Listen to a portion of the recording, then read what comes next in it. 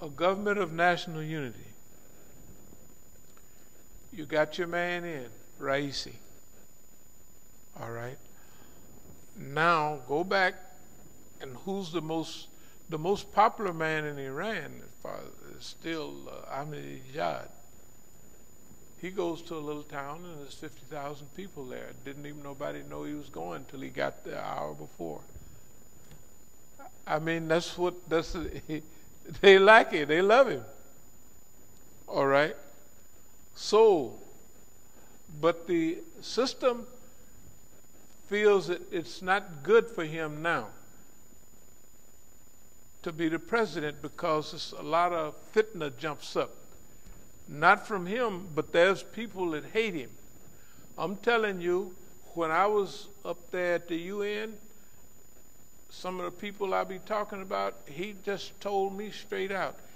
He said, I hate so-and-so. And I said, well, what does he do? He gives money away to the poor. He does this. And then over to Daftar, I hate so-and-so. One of our best friends. If you ever saw the picture of us at Niagara Falls with Larijani, the other Larijani, and there was another guy with curly hair. He ain't curly-headed no more. He was the head of the Iranians at UC Berkeley. Everybody knows he was a good friend of mine. Because at Berkeley, we're Oakland, Berkeley's there. When they coordinated the programs, they would call them from all over the U.S. And, you know, that's how we would work things. I was over at the place several years ago, and they know this guy is a friend of mine. And they said in words, so-and-so, da-da-da-da-da, he's with Ahmadinejad. And I said, so what? I said, well, if he has certain ideas and he's with him, he has similar ideas. I said, we can't start devouring. A revolution cannot devour its own. In other words, we can't start consuming each other. You have to allow, after a revolution, you know, people mature, they get a little bit of this, and some become Democrats, some become Republicans. It happens everywhere. Some are hardliners and some are softliners. But I know it's hard, but you got to leave space for everybody to be themselves. You have to. Well, Iran has been very fortunate. It's been a solid unit, but this is not the time to leave any gaps. It's evident. They sign a thing, say we're going to do, you can do this, we're going to sell that, and then they say we ain't going to do it. And they don't do it. Don't nobody say the UN don't come driving up and say, hey, you guys, you broke your stuff. We signed on to this. The UN don't say that. Today, the UN the head of the UN, not the head, but you know the phony head, he says they just sanctioned Yemen today. I don't know if anybody. They sanctioned Yemen. And you know what the guy said? We had to do it. Basically, he said this. We had to do it because Saudi Arabia, didn't mention their name, and all those guys with all the money will cut off all our other programs. So you know the United States is in on it. And Yemen is the most egregious human disaster in the world. Right? But remember now, but that's clear to everybody. They said you. So the world sees it. Today, in Afghanistan, y'all be hearing the news, right? The U.S. left 3-4 days ago, and the Taliban and took over. You hear that? The Taliban, 20 years. These idiots, 20 years. right? Thousands of Americans dead. They didn't drop daisy cutters. The biggest bomb, they drop it on a parachute. It's so big. 15,000 tons, something like that, right? You know that daisy cutter, that big bomb? They done dropped it on Afghanistan years ago. They done did all of that, and now they are running out, and then the Taliban, which they supposed is right behind them. But the Taliban is on different relations with Iran now. They're still killing tons of Shias in Afghanistan. But with that long border, it'll work out. But not for the U.S. The U.S. did all that killing and murder and all them weapons over there. They don't know what to do with them, so they got to ship them all back to the U.S. or try to sell them over there to somebody. They can't sell them. They're too new. That's U.S. policy. Iraq, they killed unbelievable. Syria, unbelievable. All of that is on the U.S. thing, and they're talking about freedom and this, that, and other. The world looks at them people like they're crazy. They look at them like they are. They're not making a mistake. Man, these people is crazy. Man, you see what they're talking about? They are really, okay. Now, here's our opportunity now. Okay, people know what our batting average is too. And some of those people know it very well. And that's why they have a trip with somebody coming over here to try to get us to change our mind back in the summer. You ain't heard nothing since then, right? They sent somebody from there to here. That other crew, Talibzade and them, remember how they couldn't wait to get us all on camera? All of a sudden, nothing else. Because they wanted America to be what they wanted it to be, and we said it ain't that. Black lives matter. I said, black lives don't matter. I said, black lives do not matter in America, right? And they don't. They matter to me and you, but they don't matter to them.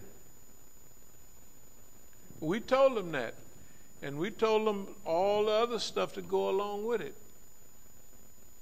You didn't hear about us no more in the press. That's a crew. That's the same crew that invited all. You should have saw the people they invited the last 9 or 10 years. Huh? Right. Right. Yeah. Highly regarded, yeah. Well, it's clear. No, they took us off all at one time. No, not at all at one time. They had several. We had a few runs with them. We had a run in them with them down there on Press TV when we talked about they homeboys. What's the white man up there? We told him, you meet us in Philadelphia. Daniel Pipes and that crew. All we told him was, yeah, you meet us up there. We'll talk about this stuff. I don't think Imam Musa has a bad attitude. We're not going to go. I said, I know you ain't going to go, because every time you notice all the Zionists, see, you haven't seen all of them, but we slaps them around just because that's who they are. So the same thing with that Russian TV. So I told one big old Euro, I said, hey man, I said, I don't know where you go to sleep at, but it's far, far away. You know, in other words, I was telling him that you're not up on the stuff the way it is. And they did, you know, that they didn't want to see a huff and puffing Negro talking to white people like that. And so that's why no more RT. You know, it don't make no difference whether it's Russians or Negroes, but they don't, or Iranians. The same thing, but okay, forget about that. 95% of ability or stickability, you have to stick. You never get depressed. You never say, oh, it's bad now. Just stick. Why? Like the weather changes, the climate changes, these people change. And they all show they behind. They're like the baboon. Oh boy, that's my favorite character. No, he's that big red behind, right? Zarif showed his behind. Rouhani showed his behind. All of them showed they behind. And they used to have our friend, you know, they'd had a little white lady from Italy, I think. A little blonde-headed white lady. You know, I forget her name. She would always they would be standing next to our friend all the time. Even when she would come to Iran, she would wear a little hijab, and I said, that's a pious little old peck of wood. That bad, I don't know, anyway. I thought they'd sit her up next to Zarif and soften them up. You know what I mean? Yeah, it's kind of apparent. Because if you watch, you think I'm jiving, you watch all the little, when they was appearing 6-7 years ago, that it was right now. So he was talking to her all the time. She was running everything from them through her. Yeah, that's, I mean, you know. Mugarini, that's her name. Miss Mugarini. Yeah, that's her. If you saw her, you would see, yeah, Mugarini. Okay. Here's the thing. We have to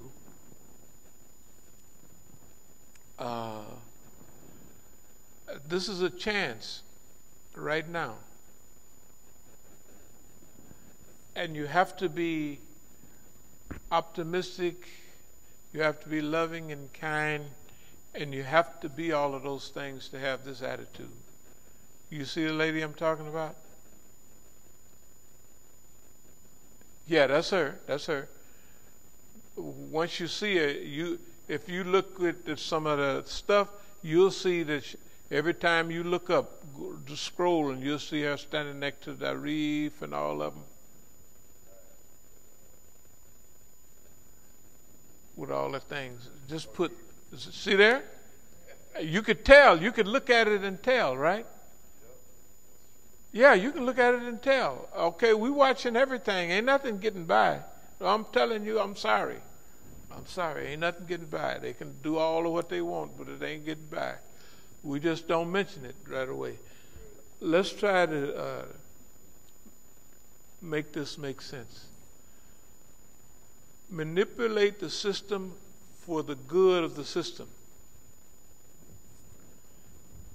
That means it may be a little possibility that they excluded certain people from getting in there to get the vote because they didn't want too many people drawing votes here and there. Because remember, all the recent elections, it was a off-brand guy that won the election. Ahmadinejad was just sitting there, you know. Everybody think he was the mayor of doggone, what's the name of it? Tehran. He wasn't supposed to win nothing.